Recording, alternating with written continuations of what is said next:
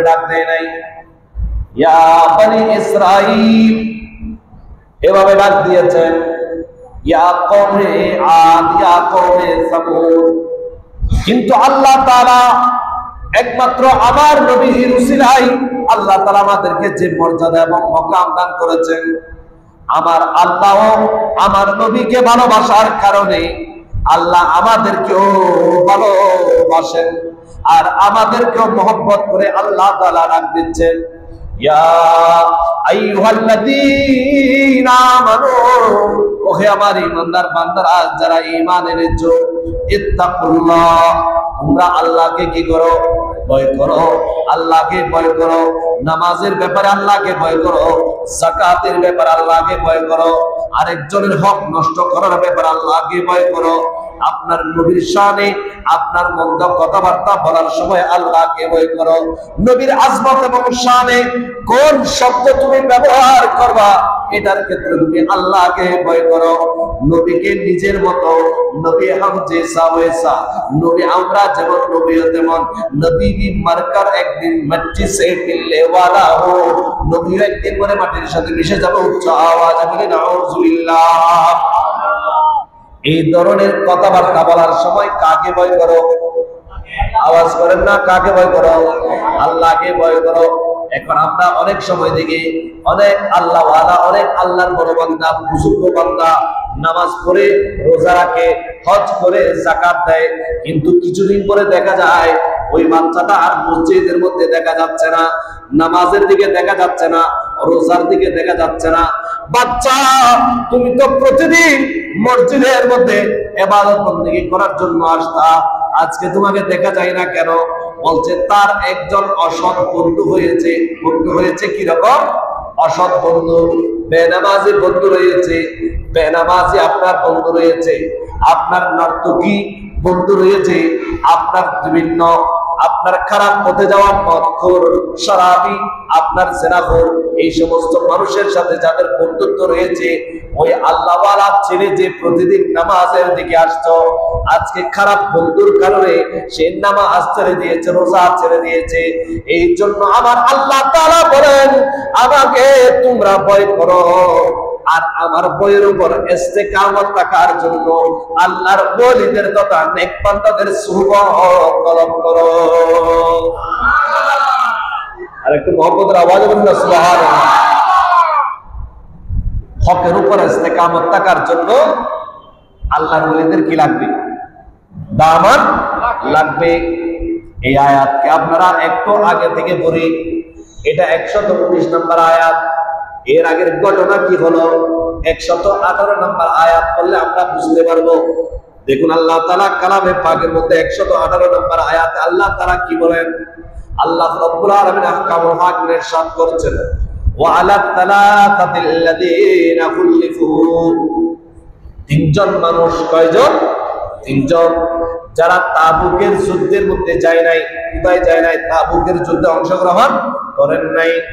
হাত্তা, এমনকি ইদা দাকাত আলাইহিম আরদু বিমা রাহাবাত ওয়া দাকাত আলাইহিম আনফুসুহুম, এই বান্দাগুলো, যে তিনজন বান্দা তাবুকের যুদ্ধে যায় নাই, নবী সমস্ত সাহাবায়ে কেরামদেরকে নিয়ে যুদ্ধের ময়দানে চলে গিয়েছেন, নবী যুদ্ধের ময়দানে চলে গেছেন, কিন্তু তিনজন সাহাবী তারা যুদ্ধের ময়দানে যেতে পারে নাই। অনেক মুনাফিকও আছে যারা যুদ্ধে যান নাই, কিন্তু তাদের কথা আল্লাহ কোরআনে বলে নাই। কিন্তু আল্লাহর তিনজন মাহবুব বান্দা, আল্লাহর প্যারা নবীর লখতে জিগর সাহাবী, এই প্যারা নবীর সাহাবায়ে কেরাম তিনজন, কয়জন? তিনজন। একজনের নাম হচ্ছে কাব ইবনে মালিক, কাব বিন মালিক। দুই নাম্বার হচ্ছে মুরারা বিন রবি, মুরারা বিন রবি। তৃতীয় নাম্বার হচ্ছে হেলাল বিন উমাইয়া, হেলাল বিন উমাইয়া। এক কথায় কাব, মুরারা এবং উমাইয়া, এই তিনজন মানুষ তারা আল্লাহর প্যারা রাসূলের সাথে যুদ্ধে যেতে পারে নাই। নবী যখন আপনার তাদেরকে যুদ্ধের ময়দানে কেন যায় নাই ডাক দিয়েছে, এ আমার সাহাবায়ে কেরামরা, মুনাফিকরা যায় নাই, আমার কোনো পেরেশানি নাই, কিন্তু তোমরা তো আমার অনেক মাহবুব, আমার অনেক আশিক, এ আমার সাহাবায়ে কেরামরা, তোমরা কেন যাও নাই যুদ্ধের ময়দানে? তখন এই তিনজন সাহাবী নবীর দরবারে বানিয়ে বানিয়ে মিথ্যা কথা না বলে সত্য কথা বলেছেন। আর এই সত্য কথা বলার পর আল্লাহর প্যারা নবী, তোমরা যেহেতু যুদ্ধে যাও নাই, আজকে থেকে তোমাদের সাথে খাবার দাবার বন্ধ, আজকে থেকে তোমাদের সাথে লেনদেন বন্ধ, আজকে থেকে তোমাদেরকে সালাম দেওয়া নেওয়া বন্ধ। সামাজিক ভাবে এই তিনজন সাহাবীকে আল্লাহর প্যারা নবী বয়কট করার ঘোষণা দিয়েছেন। উচ্চ আওয়াজ বলি নাউযুবিল্লাহ।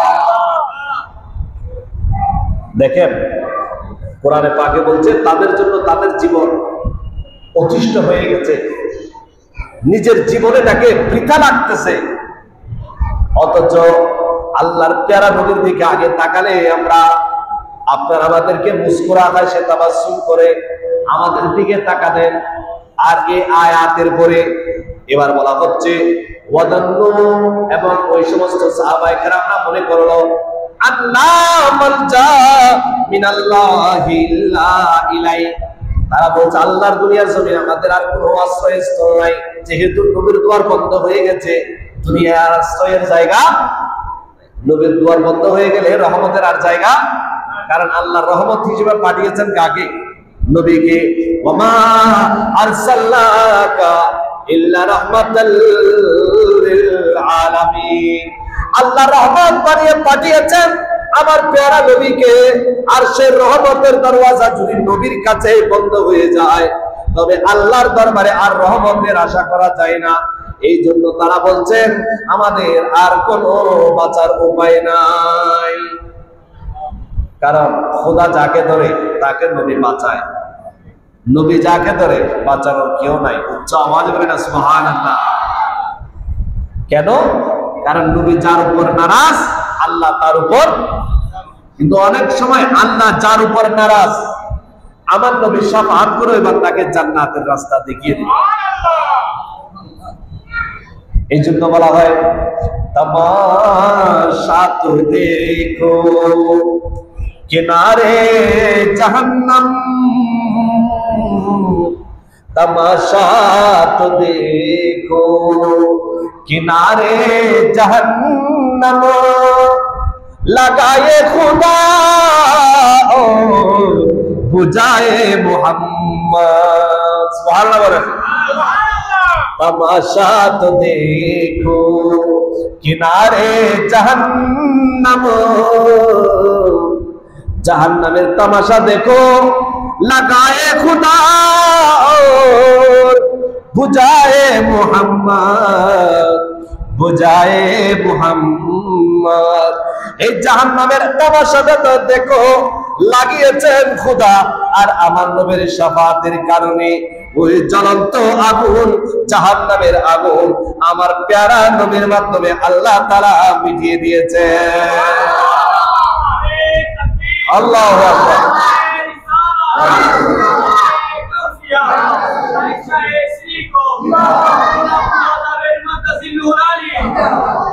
खुदा जिसको पकड़े छुड़ाए मोहम्मद। सुभान अल्लाह, अल्लाहु अकबर। खुदा जिसको पकड़े छुड़ाए मोहम्मद, मोहम्मद जिसको पकड़े छुड़ा कोई नहीं सकता। আল্লাহর প্যারা নবী যাকে ধরেন সেই বান্দাকে কেউ ছাড়াতে পারে না, কিন্তু আল্লাহ যাকে ধরেন তাকে আমার নবী শাফাতের মাধ্যমে ছাড়িয়ে নেয়। এখন দেখেন এই সাহাবায়ে কেরামরা বলছেন ওয়াদান্নু, তারা মনে করছে, তারা বলল আল্লাহ মালজা মিনাল্লাহি ইল্লা ইলাই, আল্লাহ ছাড়া আমাদের আর কোনো মালজা, আর কোনো আমাদের আশ্রয়স্থল নাই।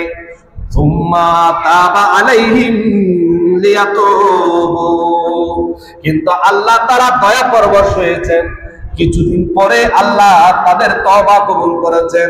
ইন্নাল্লাহা হুয়াত তাওয়াবুর রহিম, নিশ্চয় আল্লাহ তওবা কবুলকারী এবং দয়ালু।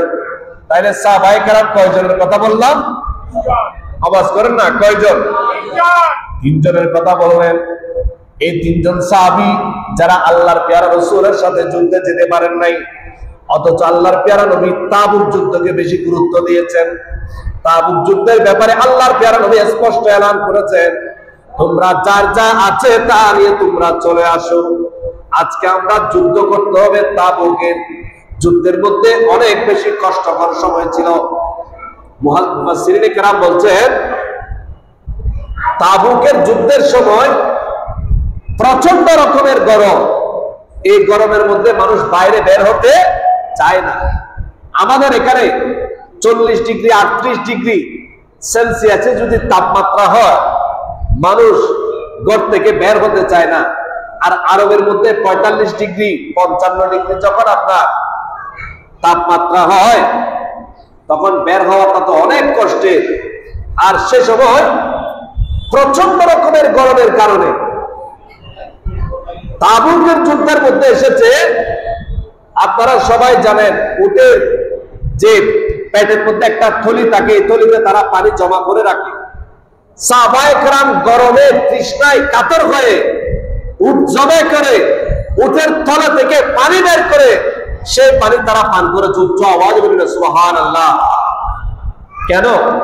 কারণ প্রচন্ড গরমে তৃষ্ণায় সবাই কাতর হয়ে যাচ্ছে। আর আল্লাহর প্যারা নবী যখন বললেন, এ আমার সাহাবায়ে কেরামরা, আসো আমরা তাবুকের যুদ্ধের মধ্যে বের হব, তোমরা যার যা আছে তা নিয়ে আসো। সাইয়্যিদনা ফারুক আযম রাদিয়াল্লাহু তাআলা আনহু বলেন, আল্লাহ তো আমাকে এমন মাল দৌলত দিয়েছে, সিদ্দিক আকবরকে চেয়েছি অনেকবার 2 নাম্বার করার জন্য, আমি 1 নাম্বার হওয়ার জন্য, কিন্তু কোন সময় আবু বকরকে 2 নাম্বারে করতে পারি নাই। সব ভালো কাজের মধ্যে সাইয়্যিদনা আবু বকর সিদ্দিক 1 নাম্বার। আর একটা মুহাম্মদের আওয়াজ বলবে সুবহানাল্লাহ।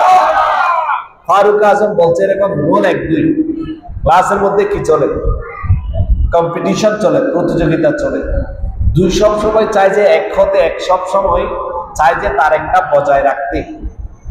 সিদ্দিক আকবর আর ফারুক আযম আমার নবীর ইশক এবং মহব্বতের পরীক্ষার মধ্যে সিদ্দিক আকবর হচ্ছে 1 নাম্বার, ফারুক আযম হচ্ছে 2 নাম্বার। তো তারা সবসময় চেষ্টা করত নবীর মহব্বতে, নবীর প্রেমে কে 1 নাম্বার হতে পারে। ফারুক আযম সবসময় চাইতেন সিদ্দিক আকবরকে 2 নাম্বার করে তিনি 1 নাম্বার হতে পারছেন কিনা, অর্থাৎ ইবাদত বন্দেগী দিয়ে ভালো কাজে এরকম প্রতিযোগিতা করা কি আছে? জায়েজ আছে। এখন সিদ্দিক আকবরকে বারবার চায়, কোন কাজের মধ্যে সিদ্দিক আকবরকে ফেলতে পারে নাই। আল্লাহর প্যারা নবী আজকে তাবুকের যুদ্ধের জন্য সহযোগিতার হাত বাড়াইতে বললেন, আমি আমার মাল দৌলত যা রয়েছে, মাল দৌলতকে 2 ভাগ করে আমার 1 ভাগ মাল পরিবারের জন্য রেখে দিয়ে আরেক ভাগ মাল আমি আমার নবীর কদমের মধ্যে উপস্থিত করব। উচ্চ আওয়াজে বলে সুবহানাল্লাহ। এভাবে নবীর কদমের মধ্যে সাইয়্যিদনা ফারুক আযম নিজের জীবনের অর্ধেক মাল তিনি কার কদমে নিয়ে আসলেন? আওয়াজ করেন না, কার কদমে? নবীর কদমে নিয়ে আসলেন। নবীর কদমে যখন নিয়ে আসলেন, এবার আল্লাহর প্যারা রাসূলের দরবারে একের পর এক ওসমানে গনি আসে, অস্ত্র শস্ত্র মাল দৌলত নিয়ে আসে। আর এবার একটা পুতুলে নিয়ে সাইয়্যিদনা আবু বকর সিদ্দিক রাদিয়াল্লাহু তাআলা আনহু নবীর দরবারে হাজির হয়। উচ্চ আওয়াজে বলে সুবহানাল্লাহ। সিদ্দিক আকবর বলেন, ইয়া রাসূলুল্লাহ, ইয়া হাবিবাল্লাহ, আপনি নবীর কদমে